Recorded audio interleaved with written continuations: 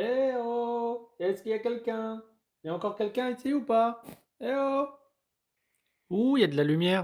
Ah ouais? Ah ouais, vous êtes encore là. Ah bah voilà. Vous voyez? Comme quoi, tout arrive, hein. Bienvenue pour ce 4e épisode. Après avoir vu une partie du bas moteur, on va s'attaquer à la culasse. La cucu, la las, la culasse. J'ai donc acheté une culasse d'occasion. Et comme vous pouvez le lire, c'est une culasse de N53B30. T'inquiète, on va y revenir. Mais vu la tronche qu'elle a, je vais essayer de la rendre présentable quand même. Confection d'une petite grotte dans le garage avec une bâche. Si là on n'est pas bien, je sais pas ce qu'il faut, hein. Voilà à quoi elle ressemblait. J'avais pas trop envie de monter ça sur mon moteur tout neuf quand même. Après un petit microbillage, c'est pas mal. On valide. Un petit avant-après sur la face arrière.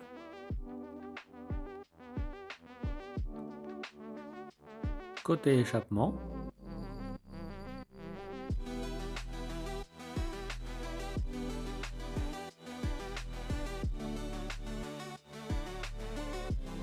Petit côté admission.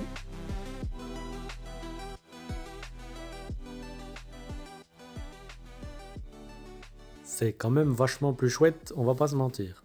Le problème avec le microbillage, c'est qu'après, tu peux pas poser tes papates dessus parce que ça fait des marques. J'ai donc choisi de faire un bon nettoyage et dégraissage. Pour ça, on m'a conseillé le Super Mafrazol. Alors ça y est, je me rappelle plus de la dilution, mais je crois que c'était 1 pour 5. Ma foi, on va tester, hein. Petit pinceau, on touille et c'est parti. Bon, vu que sur la bouteille c'est marqué qu'il faut pas en mettre sur l'alu, on va se dépêcher un peu. Rinçage au Karcher. Et en avant guinguette.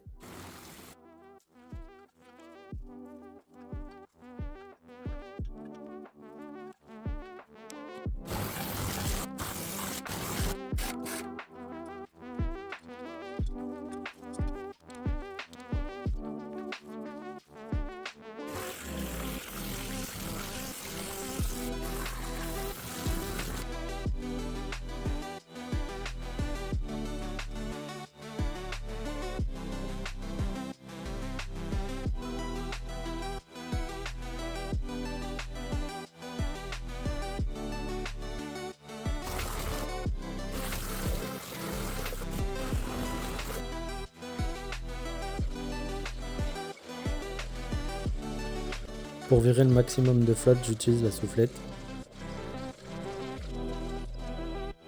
Avant de la rentrer dans le garage et de la ressouffletter avec le décapeur thermique pour tout sécher.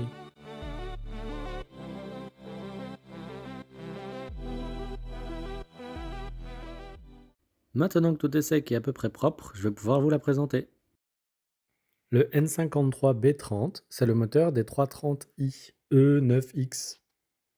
Et quand tu lèves le capot, tu tombes sur ça. Bon alors, en vrai, c'est quoi? Eh bien en vrai, c'est un moteur 6 cylindres en ligne de 3 litres de cylindrée, de 268 chevaux en atmosphérique. En gros, c'est la même chose qu'une 335i, mais sans turbo. Et l'avantage qu'elle a, c'est que la culasse est vachement mieux travaillée. Pour le moment, les deux culasses comme ça, là, on voit même pas la différence. Allez, si quand même, il y en a une qui est propre, à vous. Eh bien là, côté échappement non plus, on ne voit pas de différence.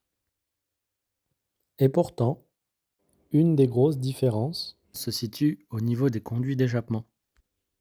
En regardant comme ça par la sortie, on peut voir la nette différence qu'il y a. Les conduits ont l'air plus travaillés, plus ouverts. Mais en fait, c'est même pas qu'une impression. Ils le sont pour de vrai.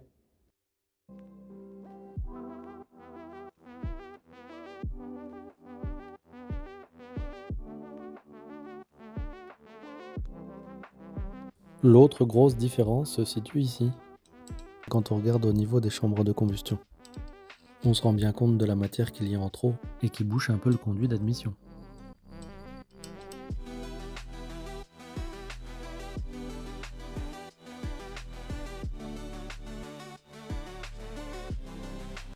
Comparé à la culasse de N53 où les conduits sont bien ouverts. Au lieu de changer de culasse, on peut aisément usiner les conduits de la culasse de N54, mais c'est un énorme travail.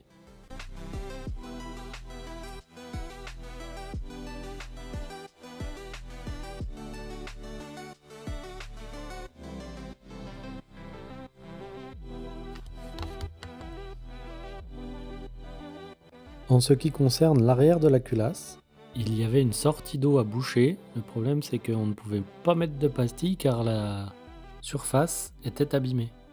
Donc, soudure. Une des autres modifs à faire concernant la culasse de N53, c'est les trous pour les goujons. Goujons ou vis de culasse. Si vous vous rappelez, dans un des précédents épisodes, j'avais dit que les 4 goujons extérieurs étaient en 9 mm, comparé aux autres en M11 déjà. Eh bien, il faut repercer tous les trous pour que le M11 passe partout. Mais il y a également le problème des rondelles. Comme d'origine les vis ne sont pas du même diamètre, les rondelles sont différentes. En plus du fait que sur N54 et N53, ce soit même pas les mêmes tailles. Ce qui signifie que les logements usinés dans la culasse ne sont pas à la bonne taille du tout. Il a fallu donc remodifier des rondelles de N53.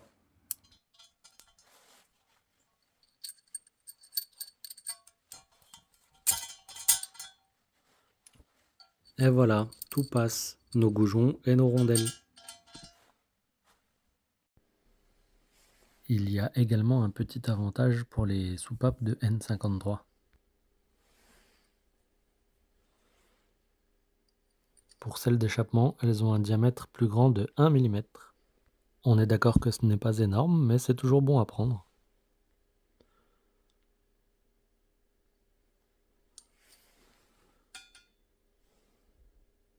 Concernant celle d'admission, c'est 0,5 mm en plus. C'est encore moins, mais bon, c'est toujours plus.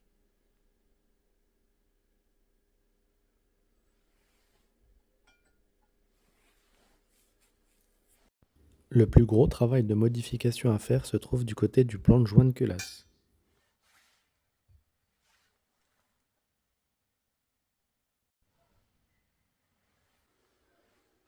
Et ça concerne les passages d'eau qui ne se trouvent pas du tout au même endroit sur les culasses de N53 par rapport au N54.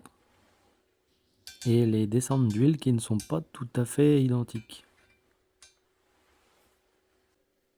En zoomant sur le plan de joint, on peut s'en rendre un peu plus compte.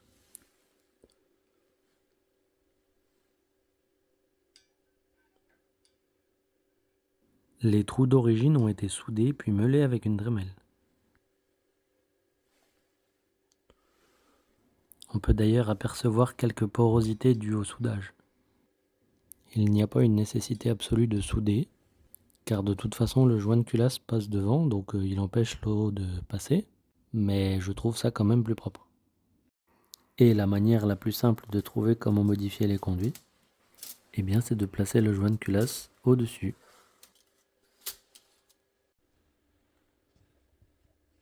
Et là on voit bien que les trous dans la culasse correspondent parfaitement au joint de culasse. Au final, il faut aligner les passages d'eau et d'huile, boucher l'arrière de la culasse, agrandir les trous des vis de culasse et modifier les rondelles des vis de culasse.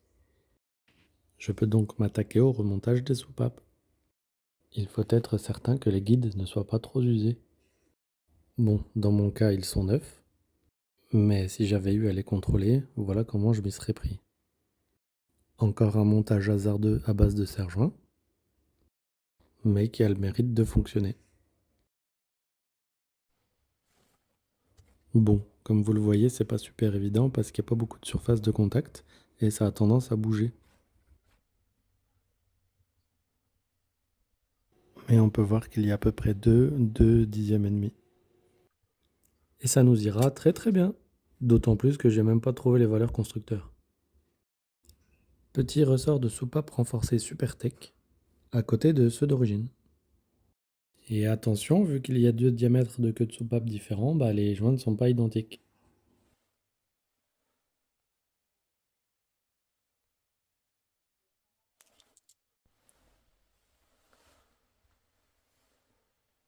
Et lors du montage, pour s'assurer qu'il soit bien embuté, je vais utiliser une douille du bon diamètre. Ça ne coince pas et ça appuie bien sur la collerette.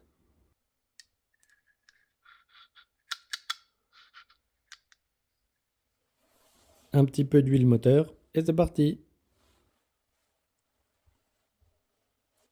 J'essaye de mettre plein d'huile à l'intérieur, comme ça tout est lubrifié. Et la fameuse douille pour être sûr que ce soit bien au fond. Ah oui, puis tant qu'à faire, le maillet c'est juste pour aider, hein, c'est pas pour taper fort.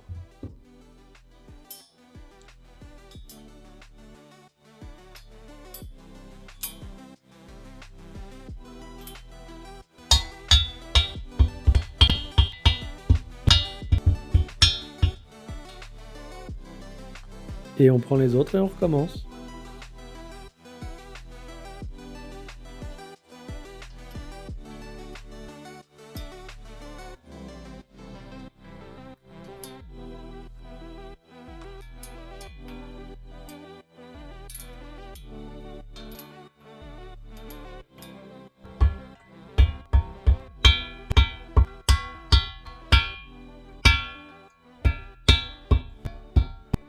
Et voilà, les joints de queue de soupape sont en place, autour des soupapes.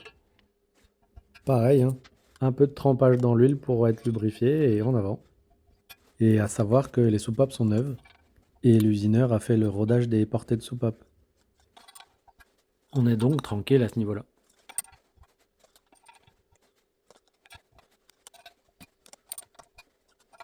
Et voici l'outil compresseur de ressort de soupape. Il est composé de deux espèces de douilles qui peuvent tourner sur elles-mêmes et qui peuvent se visser ou dévisser. La première partie se met contre la tête de soupape, pendant que l'autre viendra appuyer sur le ressort.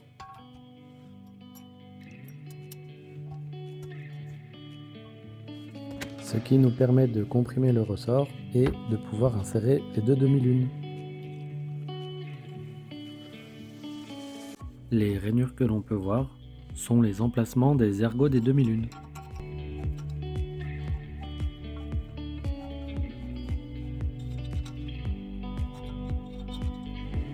Et d'ailleurs, voilà à quoi ça ressemble.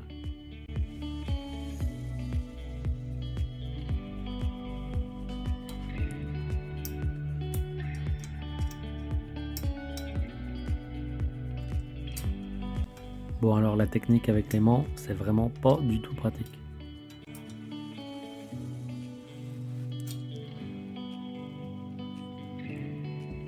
Avec les doigts encore moins. Et bim, c'est tombé. Technique de la lame du couteau qui est juste un peu aimantée, mais pas de trop.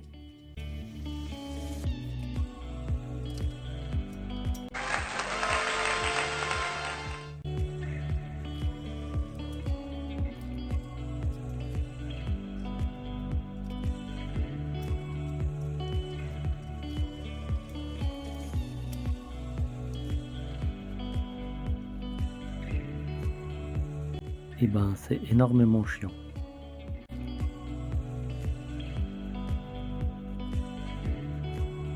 Suspense, va-t-elle y arriver?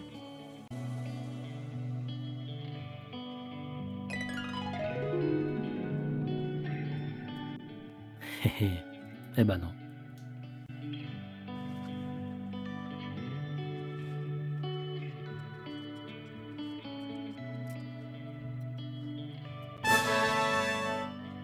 Eh ben c'était un peu inespéré, hein.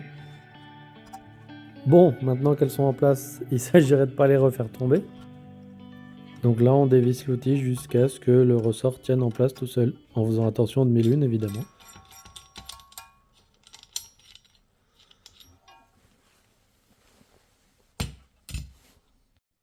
Et voilà d'un peu plus près à quoi ça ressemble le montage tout monté et correctement.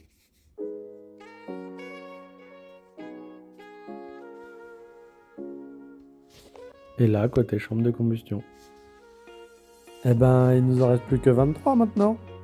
Et comme j'étais têtu, j'ai continué avec cette technique pour les demi-lunes. Bah, jusqu'à la 6e soupape, quoi.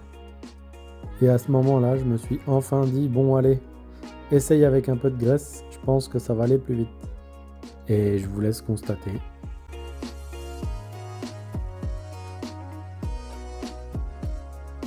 Voilà, bon, bah ça sert à rien de débattre, hein.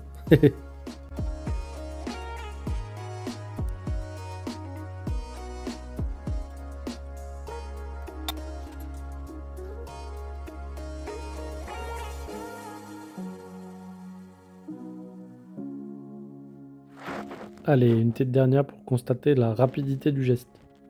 Quelle maîtrise! Juste le prochain coup, te mets pas devant la caméra. On en a fini avec ce côté-là. Plus qu'à faire pareil avec l'autre côté. Donc soupape avec un peu d'huile.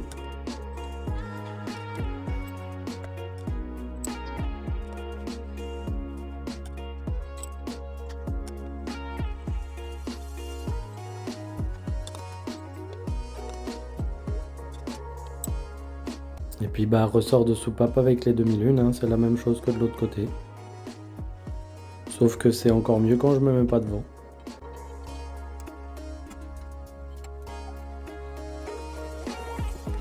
Le remontage des soupapes est donc terminé. La petite vue d'ensemble de la culasse et de ses soupapes. C'est mignon.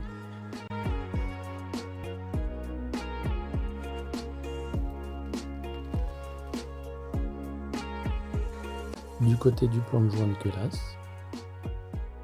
Et c'est avec ces images que l'on termine la vidéo.